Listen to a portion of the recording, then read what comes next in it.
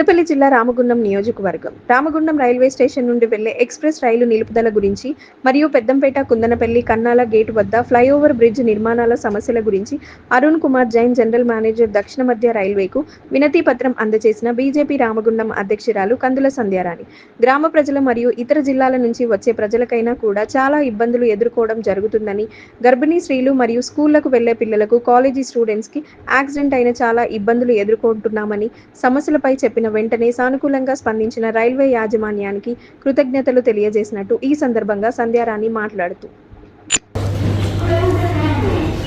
ఇవాళ రామగుండం రైల్వే స్టేషన్ను railway GM గారు సందర్శించడం జరిగింది. వారిని కలిసి ఇక్కడ ఇబ్బందులను వారికి తెలియజేయడం జరిగింది. రిప్రజెంటేషన్ ద్వారా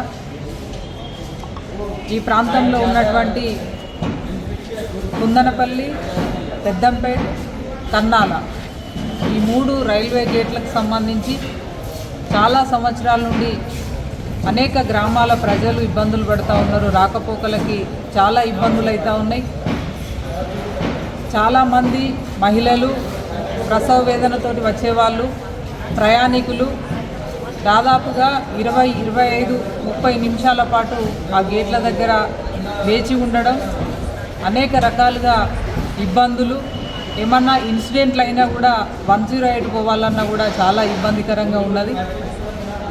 ఈ రకమైన ఇబ్బందులని వారికి తెలియజేస్తూ ఈ 3 రైల్వే గేట్ల వద్ద ఆర్ఓబీలని వెంటనే శాంక్షన్ చేపించి నిర్మాణం చేపట్టాలని చెప్పి వారిని కోరడం జరిగింది.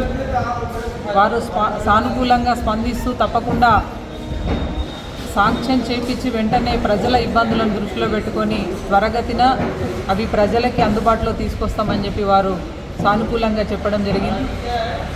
అలాగే ఇక్కడ నుండి చాలామంది ఎన్టీపీసీ, సింగరేణి, ఆర్ఎఫ్సిఎల్ ఇక్కడ ఉన్నటువంటి కార్మికులు ప్రజలంతా కూడా నిత్యం హైదరాబాద్ ప్రయాణం చేస్తూ ఉంటారు.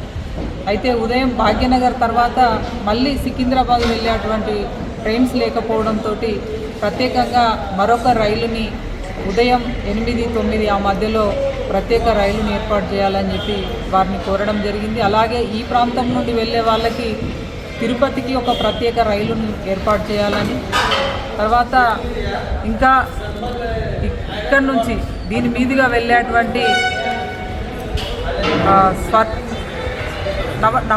నవజీవన్, తర్వాత స్వర్ణ జయంతి, ఇంకా ఈ ట్రైన్లన్నీ కూడా ఇక్కడ ఆల్టింగ్ ఇవ్వాలని చెప్పి వారిని ప్రత్యేకంగా రిప్రజెంటేషన్ ద్వారా కోరడం జరిగింది. వారు సానుకూలంగా స్పందించారు. మేము ఇచ్చినటువంటి రిప్రజెంటేషన్ తప్పకుండా వాటిని ప్రజలకి అందుబాటులో తీసుకొస్తామని చెప్పి వారు చెప్పడం జరిగింది. జీఎం గారికి హృదయపూర్వకంగా ధన్యవాదాలు తెలియజేస్తాం.